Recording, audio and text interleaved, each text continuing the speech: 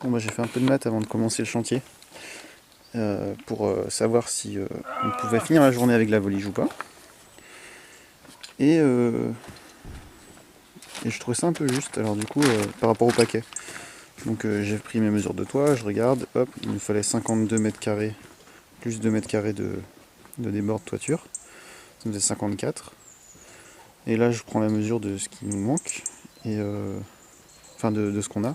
Et on est à 27,5, sachant qu'on n'a pas fait tous les parties débord de toiture là pour l'instant. Et du coup, bah, je me dis merde, il y a un problème quoi. Donc on regarde le bon de livraison, on regarde le devis de la commande, et on a commandé 55 mètres carrés, presque 56, parce que normalement nos mesures étaient bonnes, donc il n'y a quasiment pas de chute. C'est-à-dire que sur la totalité, on doit avoir 1,5 mètre carré de chute normalement. Et ce qui se passe, c'est qu'on nous a livré 48 mètres carrés. Donc on appelle le fournisseur, on lui demande s'il peut nous livrer. Il nous dit pas avant la fin de semaine, sauf qu'on a besoin de finir aujourd'hui. On lui demande s'il a ça en stock. Il l'a pas ça en stock, il l'aura demain matin.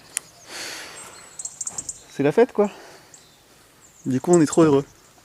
Donc là, pour avoir quelque chose d'esthétique, j'ai mis mon cordex ici. Hop. Je sais pas si on le voit bien. Là. Ici je l'ai suspendu au coin. Je l'ai réglé de niveau. Du coup ça me donne mon débord de toiture. Pour qu'il soit au même niveau ici à droite que à gauche là-bas. J'aurais pu le prendre à la mesure, mais je trouve ça plus sympa d'avoir quelque chose de clean comme ça. D'avoir une esthétique générale sur le bâtiment. Donc voilà, je vais marquer ça. Je trace le tout. Il y a là-haut Hans qui fait le maçonnage du pignon.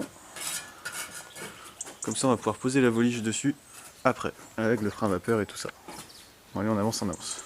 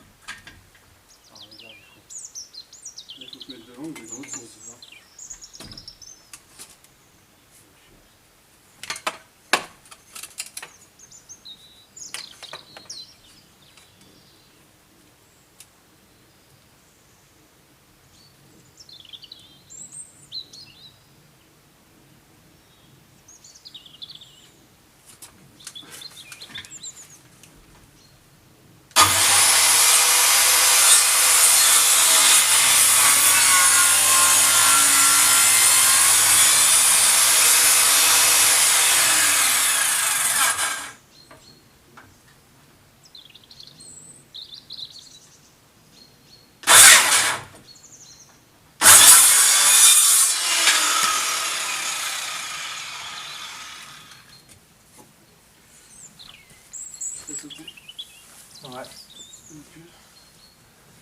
là.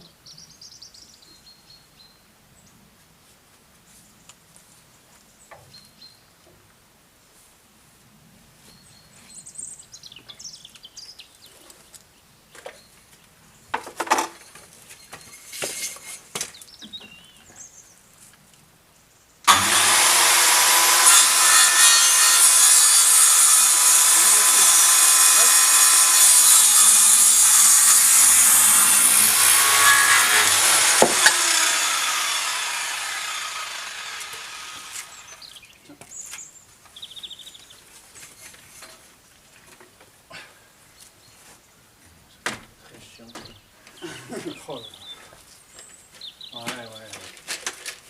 Bon.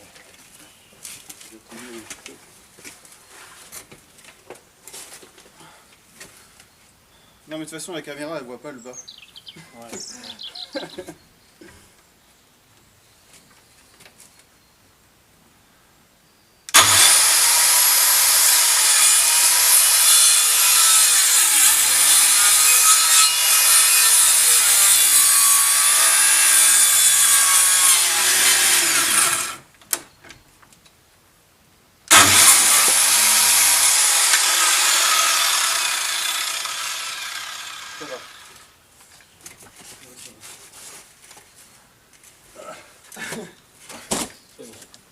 Ouais, je tiens.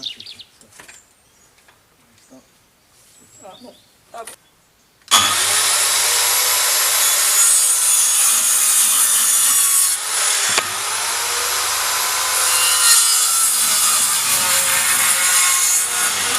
Donc comme vous avez pu le voir, on a galéré avec le fossé. Mais voilà le résultat.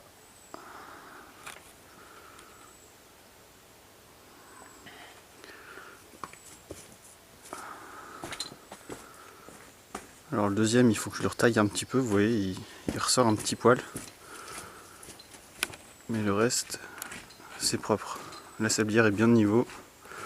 De l'autre côté, il y avait un creux dans la sablière, c'est pour ça que ça faisait une vague. Mais là, là on est vraiment bien. Donc on va pouvoir mettre la planche de rive. Et mettre les 3 ou 4 premières rangées de voliges pour ensuite commencer à mettre le pare-vapeur de ce côté là aussi.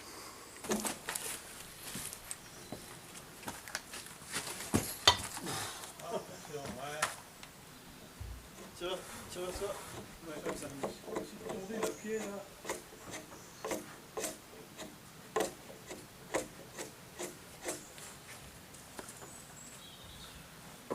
T'es au bout là toi? Non.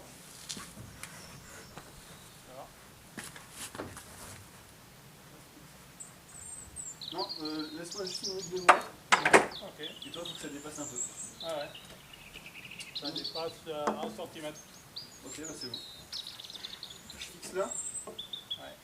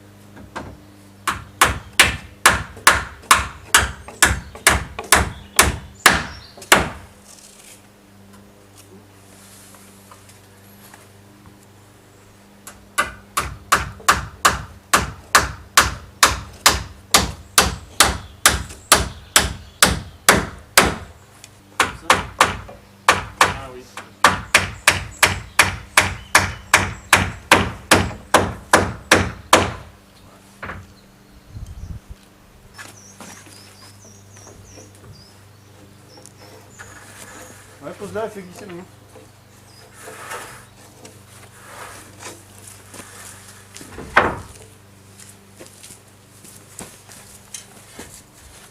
Je vais jusqu'au bout avec. Ouais. Non, ouais.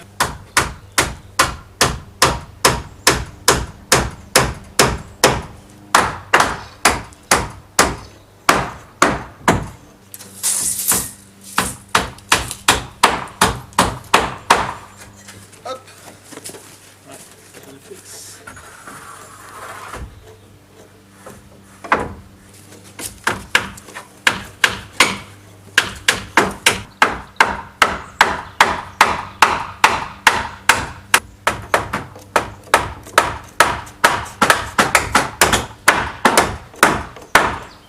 Donc là on taille nos chevrons 1 mm plus long.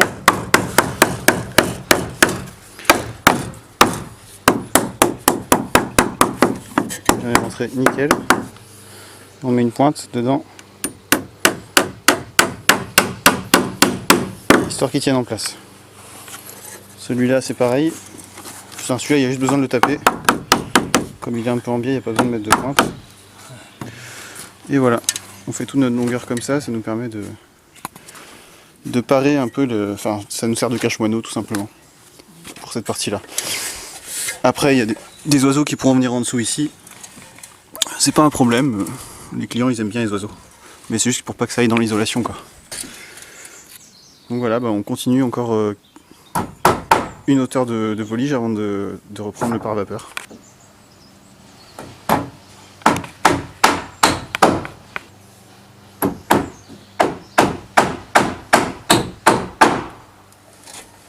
Donc on fixe toujours un chevron sur deux parce que par-dessus il va y avoir frein vapeur, isolation et contre-chevron. Et donc avec des vis Sarking spéciales qui font 240 mm, on va reprendre on va traverser le contre-chevron, passer à travers l'isolant et venir se fixer directement dans le chevron à travers la volige. Donc c'est pour ça qu'on met qu'une pointe sur deux.